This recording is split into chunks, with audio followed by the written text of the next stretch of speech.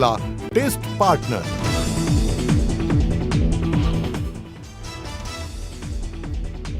आंदोलनाची परवानगी केवळ आझाद मैदानातच। मुंबईतले रस्ते मोकळे करा, कोर्टाचे आदेश। तर सरकारला कारवाई करण्याची कोर्टाकडून मुभा।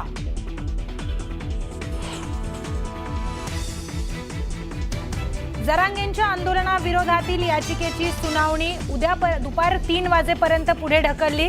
उद्याच्या सुनावणीनंतर काय ते ठरवू, कोर्टाने केलं स्पष्ट।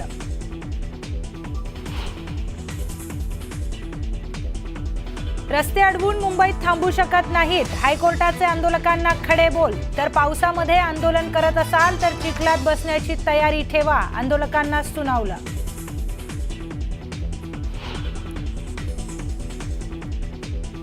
सर्व पूर्ववत करण्यासाठी कोर्टाकडून आंदोलकांना 2 दिवसांचा अवधी। तर कोर्टानं आंदोलन थांबवण्याचे आदेश द्यावेत, महाधिवक्त्यांचा युक्तिवाद।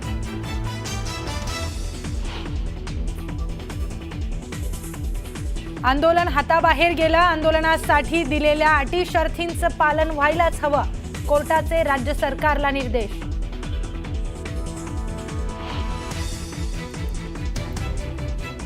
मुख्यमंत्री मराठा नाही म्हणून आंदोलन घडवून आणलं, गुणरत्न सदावर्तेंचा कोर्टात जोरदार युक्तिवाद। आंदोलक कारमधून दारूच्या बाटल्या आणत असल्याची कोर्टासमोर माहिती।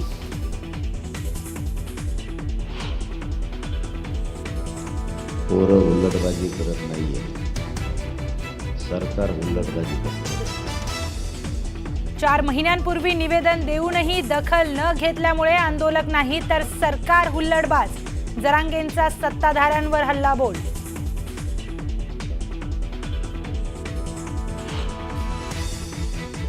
आणखीन तुमच्या हातातली वेळ गेलेली नाही। महाराष्ट्र मुंबईकडे निघणारे हे लक्षात ठेवा। लवकरात लवकर निर्णय घ्या, नाहीतर 5 कोटी मराठे मुंबईत धडकतील, जरांगे पाटलांचा सरकारला इशारा।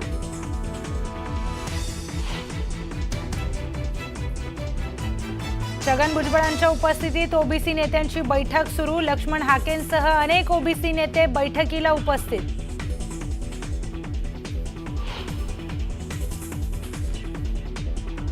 सीएसएमटी स्थानकावर मराठा आंदोलक थेट रेल्वे ट्रॅकवर उतरल्याने तणावाची परिस्थिती। पोलिसांकडून तातडीने आंदोलकांना शांत राहण्याचं आवाहन, मात्र शेकडोंच्या संख्येने आंदोलकांची हुल्लडबाजी कायम। मराठा समाजाला कुणबी प्रमाणपत्र देऊन ओबीसीतून आरक्षण मिळावं या मागणीसाठी जरांगे पाटलांनी आझाद मैदानावर आमरण उपोषण पुकारलंय।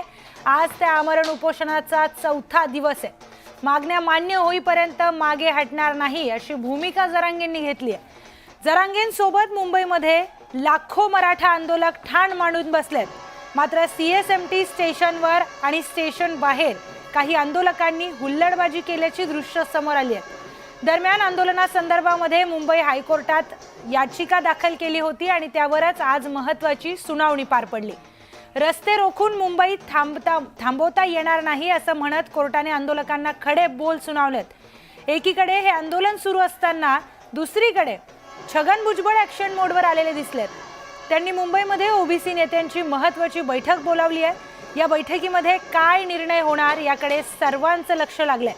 तर जरांगेंच्या आंदोलनासंदर्भात सरकारच्या हालचाली देखील सुरू झाल्या आहेत। सकाळपासून बैठकांचा सिलसिला सुरू असून या संदर्भामध्ये सरकार नवा शासन निर्णय आणण्याच्या तयारीत असल्याचं देखील बोललं जात आहे, अशी मोठी माहिती न्यूज 18 लोकमतला सूत्रांकडून मिळाली आहे। ही 4 दृश्य थेट आपण बघतोय, सगळ्या घडामोडी ज्या महत्त्वाच्या सुरू आहेत त्याची ही थेट 4 दृश्य। मनोज जरांगे पाटील यांच्या आमरण उपोषणाचा आज 4था दिवस। आजच्या दिवशी त्यांनी पाणी पिणं देखील सोडलेलं आहे। त्यांची परिस्थिती ही गंभीर होत चालली आहे। पण दुसरीकडे सगळ्यात पहिलं दृश्य आपण बघतोय, आंदोलकांची हुल्लडबाजी दिसून आलेली आहे। तर मोठी बातमी समोर येते, जरांगे पाटलांना आंदोलन पुढे चालू ठेवण्याची परवानगी ही हायकोर्टाकडून देण्यात आलेली आहे। त्यामुळे कायद्यानुसार सरकारने पावलं उचलावीत असे निर्देश मुंबई हायकोर्टाने दिलेले आहेत। उद्या दुपारी 4 वाजेपर्यंत आंदोलकांनी रस्ते खाली करण्याचे आदेश देखील मुंबई उच्च न्यायालयाकडून देण्यात आले आहेत। त्याचबरोबर आझाद मैदानाव्यतिरिक्त सगळी जागा उद्या दुपारपर्यंत खाली करावी असे आदेश देण्यात आले। मनोज जरांगे पाटील यांच्या आंदोलनाविरोधामध्ये दाखल याचिकेवर मुंबई हायकोर्टामध्ये तातडीची सुनावणी आज पार पडली। या सुनावणीमध्ये कोर्टात जोरदार खडाजंगी पाहायला मिळाली। विशेष म्हणजे आंदोलन हाताबाहेर गेल्याचं निरीक्षण कोर्टाकडून नोंदवण्यात आलंय। या संदर्भात उद्या पुढील सुनावणी होणार असून उद्या आदेशाचं पालन झालं नाही तर ते राज्य सरकारला न्यायालयात सांगावं लागणार आहे की आदेशाचं पालन होतंय की नाही असं देखील कोर्टाने सांगितलेलं आहे। आज कोर्टामध्ये तातडीची सुनावणी पार पडली। त्या सुनावणीमध्ये जोरदार युक्तिवाद दोन्ही बाजूंनी झाला। गुणरत्न सदावर्ते देखील होते आणि त्याचबरोबर मनोज जरांगे पाटील यांचे वकील देखील होते।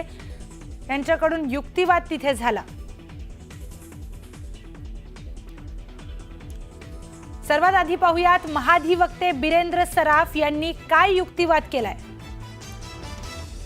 जरांगेंच्या आंदोलनाला वाढीव परवानगी दिली नाही असं बिरेंद्र सराफ महाधिवक्ता म्हणतात। 5000 आंदोलकांना परवानगी दिली होती पण जास्त आंदोलक आले असा युक्तिवाद त्यांनी कोर्टामध्ये केलेला आहे। वाहनं रोखली जात आहेत, रस्ते अडवले जात आहेत असं देखील ते कोर्टामध्ये म्हणाले। हमीपत्र देताना जरांगेंकडून अटी पालनाची हमी, आता मात्र त्याचं उल्लंघन होतंय।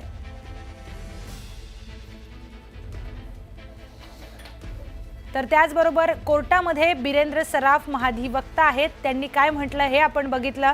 कोर्टामध्ये आज तातडीची सुनावणी पार पडली आणि त्या सुनावणीमध्ये महाधिवक्ता यांच्याकडून युक्तिवाद करण्यात आला। आता हायकोर्टाने काय म्हटले ते पाहूयात। मराठा आंदोलकांनी मुंबई ब्लॉक केली आहे का असा सवाल उपस्थित करण्यात आलाय। मराठा आंदोलकांनी संपूर्ण सीएसएमटी परिसर ब्लॉक केलाय असं वकील गुणरत्न सदावर्ते यांनी कोर्टामध्ये म्हटलेलं आहे। कोर्टामध्ये काय घडले आपण बघतोय। हायकोर्टाने म्हटलंय हमीपत्रावरील सही जरांगेंचीच आहे का। हायकोर्टाने हा प्रश्न उपस्थित केलाय। बिरेंद्र सराफ यांनी उत्तर दिलंय हो, हमीपत्रावरील सही ही मनोज जरांगे पाटील यांचीच आहे। फक्त 1,500 वाहनं आणण्याची परवानगी देण्यात आली होती। ध्वनिक्षेपकाचा वापर परवानगी विना केला गेलाय।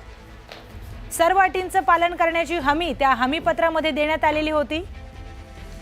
आंदोलनाचा अधिकार म्हणून त्यांना परवानगी देण्यात आली।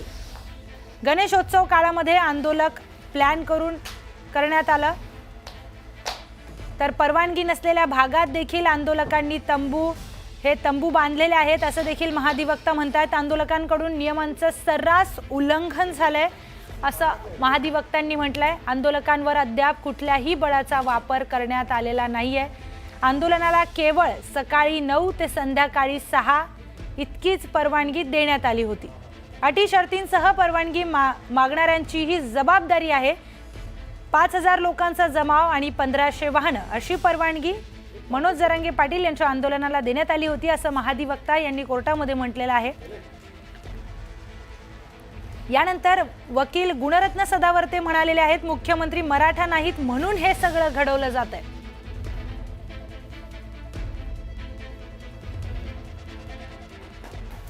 थेट जाऊयात आपले प्रतिनिधी प्रशांत बाग यांच्याकडे। प्रशांत, कोर्टामध्ये काय घडलंय थोडा सविस्तर तपशील सांगा। प्रियंका, आपल्याला माहिती आहे की मराठा समाजाचं आंदोलन मुंबईला सुरू आहे। मनोज जरांगे पाटील आपल्या मागणीवर ठाम आहेत। आझाद मैदानामध्ये आंदोलनासाठी त्यांना जागाही दिली आहे। या आंदोलनासाठी दररोज परवानगी मागणं अपेक्षित होतं पण त्यांनी एकदाच पत्र दिलेलं आहे, आणखी त्यानंतर पत्र दिलं नाहीये। मुंबई पोलिसांनी सुद्धा तर याची सत्य परिस्थिती अहवाल आज कोर्टात सादर करण्यात आला। आझाद मैदानाच्या व्यतिरिक्त मुंबईतल्या दक्षिण मुंबईतल्या अनेक वेगळ्या जागांमध्ये सीएसएमटी असो किंवा बीएमसी चौक असो, मेट्रो असो, Nariman point, marine drive, oval मैदान, मंत्रालय आदी वेगवेगळ्या परिसरामध्ये जी महाराष्ट्राच्या कानाकोपऱ्यात आलेल्या मराठा आंदोलकांची गर्दी झालेली आहे आणि त्याचमुळे सर्वसामान्य मुंबईकरांनाही त्रास होतोय, जनजीवन विस्कळीत झालंय। अशा प्रकारच्या सुद्धा याचिका यांच्यावर सगळ्यात एकत्रित सुनावणी झाली। जी हुल्लडबाजी होते, जो धुडगूस होतोय, अनेक हेरिटेज वास्तूला या ठिकाणी अतिक्रमण करण्याचा प्रयत्न केला जातोय आंदोलकांकडनं, या सगळ्यांवर गंभीर उहापोह या पूर्ण आज सुनावणी झाला आणि कोर्टानं या सगळ्या जागा या उद्या दुपारपर्यंत खाली करण्याचे निर्देश स्पष्टपणे राज्य सरकारला दिलेत। पण दोन महत्त्वाच्या गोष्टी की आझाद मैदानामध्ये जे आंदोलक आहेत त्या सगळ्या आंदोलकांना योग्य त्या सोयी सुविधा म्हणजे आरोग्य सुविधा, फूड पॅकेट्स, नैसर्गिक प्रार्थविधीसाठी योग्य ती सगळी व्यवस्था या सगळ्या करण्याचे आदेश सुद्धा सरकारला दिले। हेही सगळ्यात महत्त्वाचं। आंदोलन करणं हा नैसर्गिक अधिकार प्रत्येकाचा आहे हे कोर्टानं जरी मान्य केलं असलं तरी आंदोलन हे शांततापूर्णच असलं पाहिजे, हा वारंवार उल्लेख आजच्या सुनावणीत करण्यात आला. खरं तर सुट्टीकालीन कोर्टापुढे हे सगळे हिअरिंग सुरू झालं होतं. उद्या नियमित कोर्टासमोर याची सुनावणी दुपारी 3 वाजता होणार आहे. त्यामुळे अंतिम आदेश जो आहे किंवा अंतिम डिस्कशन जे आहे ते उद्याच्या सुनावणीत होईल. निश्चितच. गुणरत्न सदावर्ते आणखीन आशिष राजे गायकवाड, जे मनोज जरांगे पाटील यांचे वकील आहेत, आशिष राजे गायकवाड यांची कोर्टाच्या हिअरिंगमध्ये थोडी नोकझोक तर नक्कीच झाली होती. आणि अर्थातच मुख्यमंत्री हा मराठा नाही म्हणून अशा प्रकारचं वातावरण घेतलं जातंय का, अशा प्रकारचं एक शेलकी वक्तव्य निश्चितच आणखीन याच प्रशांत, वक्तव्याचा आशिष उद्या राजे यांनी महत्त्वाची फसवून सुनावणी या घेतल्याचं संदर्भामध्ये त्यामुळे एक होणार आहे. तुमच्याकडून सगळे अपडेट्स आम्ही घेणारच आहोत. या संदर्भामध्ये उद्या देखील आणखी एक सुनावणी महत्त्वाची होणार आहे. कोर्टाने म्हटलेलं आहे की आता उद्याच्या सुनावणीत काय ते ठरवू. आता वकिलांचं नेमकं काय म्हणणं आहे ते ऐकूयात. आंदोलक काय आरोपी नाहीये. पहिली गोष्ट आपण हे लक्षात घेतलं पाहिजे. आज आपल्या प्रिझन मॅन्युअलनुसार सुद्धा सर्व आंदोलकांना येथे आपल्याला सांगण्यात येते की मानवतेच्या दृष्टिकोनातून अन्न, पाणी, लाईट ज्या गरजेच्या गोष्टी आहे, शौचालय, पाणी पिण्यासाठी, आंघोळीसाठी गरजेच्या असतात, त्या देणं गरजेचं होतं. आंदोलन ज्या दिवशी पुकारलं त्या दिवशी सर्वांना अशी कल्पना होती की आपल्याला मुंबईला आझाद मैदानाला जायचं आहे. याची कल्पना सरकारला देखील होती. या संदर्भात देवेंद्र भारतीजी जे कमिशनर आहेत यांच्याजवळ त्या ठिकाणी बऱ्याचशा 12 तारखेला याची मिटिंग झाली. याचं संयोजन कसं करायचं, यापूर्वी 26 तारखेला जी दादांनी डेडलाईन दिली होती त्या संदर्भात देखील चर्चा झाली. नेमकी काय त्यांनी त्यामध्ये प्रस्तावना केली, सरकारला काय आवाहन केलं, याची देखील नोंद घेणं या ठिकाणी गरजेचं आहे. मध्ये समोर येते